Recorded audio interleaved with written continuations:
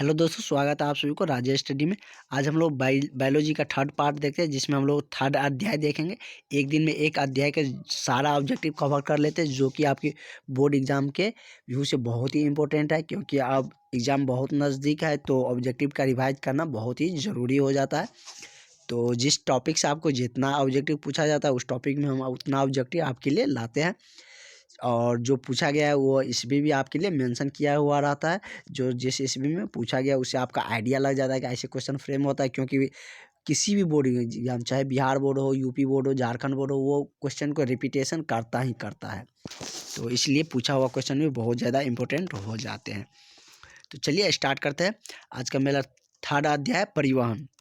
परिवहन का मतलब दो तरीके से समझा जा सकता है। एक दैनिक जीवन में हम लोग समझते हैं परिवहन, एक जगह से दूसरी जगह जो जाते हैं किसी माध्यम से, जैसे बस, ट्रक हो गया, कार हो गया, बाइक हो गया। और शरीर में एक हो गया कि अंदर, शरीर के अंदर जो परिवहन होता है, जैसे रक्त का परिवहन होता है, एक जगह से दूसरी जगह तक पहुँचता है। उसके बाद भोजन पहुँचता है, पानी पहुँचता है। तो वो सब कैसे पहुँचता है, ये सारी चीज़ हम इस टॉपिक में जानने वाले हैं। और अब तो बहुत ज़्यादा डिटेल्स में बताने का टाइम है नहीं, क्योंकि ऑब्जेक्टिव कवर कर रहे हैं, तो ऑब्जेक्टिव की तरफ बढ़ना पड़ेगा। जहाँ पे आपको एक्सप्लेनेशन की ज़रूरत होगा वहाँ पे एक्सप्लेनेशन भी देंगे। तो चलिए स्टार्ट करते हैं। इससे पहले यदि आप चैनल पर नहीं तो सब्सक्राइब जरूर करिएगा। देखते हैं मेरा फर्स्ट क्वेश्चन क्या कह रहा है। फर्स्ट क्वेश्चन है कि रक्त इनमें किसकी उपस्थिति के कारण लाल दिखता है? थ्रोबिन या होमोग्लोबिन या थ्रोप्लास्टिन या फाइब्रिन। तो रक्त जो लाल दिखता है वो किसके कारण से? हेमोग्लोबिन के उपस्थिति के कारण ही रक्त लाल दिखते हैं। उसके बाद नेक्स्ट क्वेश्चन देखते हैं।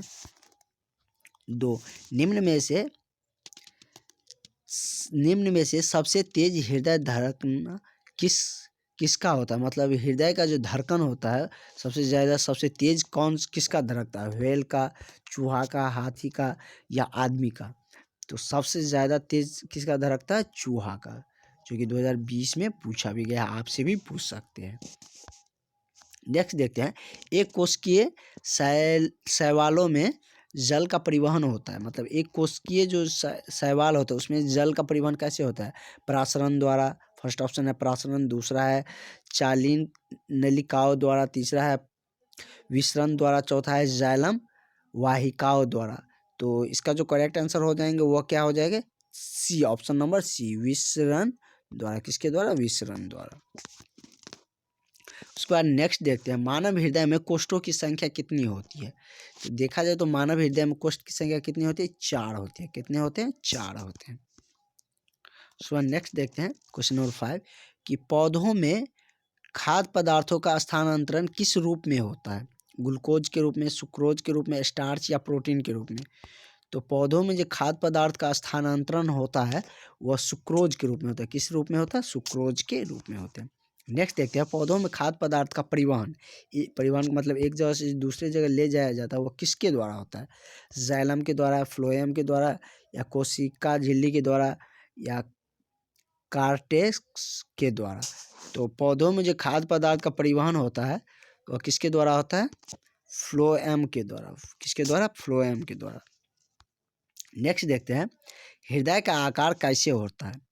वृत्ताकार, वर्गाकार या तिकोना? तो हृदय का जो आकार होता है वो कैसे होता है? तिकोना होता है। कैसे होता है? तिकोना होता है। नेक्स्ट देखते हैं। हृदय के वेश्मों का शिथिलन कहलाता है, क्या कहलाता है? हृदय में वेश्मों का शिथिलन क्या कहलाता है? फर्स्ट ऑप्शन है सियास्टोल, दूसरा है डायस्टोल, चौथा है, तीसरा है हृदय सिकुड़ना, चौथा है तालाबंद संकुचना। तो इसका जो करेक्ट आंसर हो जाएंगे वो क्या हो जाएगा? डायस्टोल। हृदय में जो वेस्पो का शिथिलन होता है किसके द्वारा? डायस्टोल के द्वारा। नेक्स्ट देखते हैं कि क्वेश्चन नंबर 9 कि पौधों में जल का अवशोषण किन पर निर्भर करता है? वाष्पो उत्सर्जन या ऊष्मो उत्सर्जन या अवक्षेपण या इनमें से कोई नहीं? तो पौधों में जो जल का अवशोषण निर्भर करता है वह किस पे करते हैं? तो वो करते हैं किस पे? वाष्पो उत्सर्जन में। किसके माध्यम से होता है?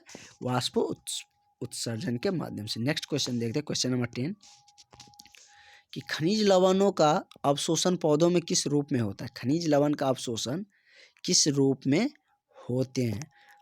फर्स्ट है अणु के रूप में, दूसरा यौगिक के रूप में, तीसरा आयन के रूप में, चौथा इनमें से सभी के रूप में। तो खनिज लवण का अवशोषण जो होता है वो किसके रूप में होता है? आयन के रूप में होते हैं। नेक्स्ट देखते हैं कि चालनी नलिकाएं कहाँ पाई जाती है? तंतु में, जाइलम में, फ्लोएम में या एक कोशिकीय पौधे में? तो चालनी नलिकाएं किसमें पाई जाती है? तो वो फ्लोएम में पाया जाता है। किसमें? फ्लोएम में पाए जाते हैं। नेक्स्ट देखते हैं 12 क्वेश्चन नंबर, पानी और धूलित खनिज का पौधे में स्थानांतरण होता है किसका?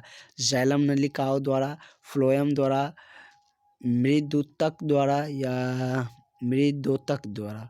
तो इसका जो करेक्ट आंसर हो जाएंगे 12 का वो क्या हो जाएगा? जाइलम नलिकाएं के द्वारा क्या होता है कि पानी एवं धूलित खनिज का पौधाओं में स्थानांतरण होते हैं, मतलब एक जगह से दूसरी जगह तक ले जाए जाते हैं। उसी को हम क्या बोलते हैं? परिवहन भी। परिवहन उसी वही हुआ कि एक जगह से दूसरी जगह तक ले जाना।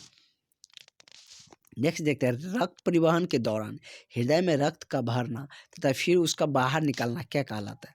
रक्त परिवहन जो होता है जब एक जगह से दूसरी जगह तक ले जाता है बॉडी के सभी भागों में, तो उसमें क्या कह रहा है कि रक्त का भरना, तो एक जहाँ से जाएगा वहाँ से फिर यहाँ से खाली होगा, यहाँ पे भरेगा तो यहाँ पे स्टॉक है वहाँ पे खाली होगा। तो वही कह रहा है कि हृदय में रक्त परिवहन के दौरान रक्त का भरना और फिर उसका बाहर निकलना क्या कहलाता है? तो उसका नाम बताना है।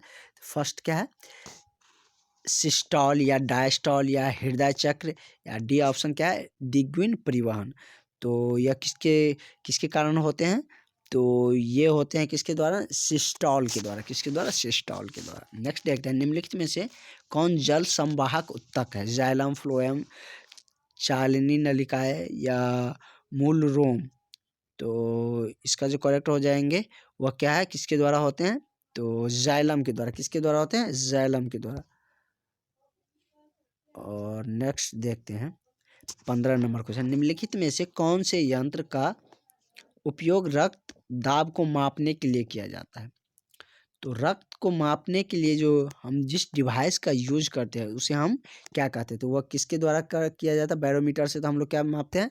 मतलब प्रेशर को मापते हैं। तो क्या चीज़ रक्त को क्या चीज़ से मापा जाता है? एस्फाइग्नो माइनोमीटर से। किसे? एस्फाइग्नो माइनोमीटर के द्वारा रक्त को मापा जाता है, एस्फाइग्नो माइनोमीटर। नेक्स्ट देखते हैं कि पौधे उत्सर्जन किस भाग में होता है? पौधों का उत्सर्जन देखा जाए तो किस भाग में होता है? तना में, जड़ में, फूल में या पत्ता में? तो पौधों का जो उत्सर्जन होता है वह किस में होते हैं? तो वो होते हैं किस में? पत्ता में। किस में होते हैं? पत्ता में होते हैं। नेक्स्ट देखते हैं रक्त का कौन सा अवयव घायल स्थान से रक्त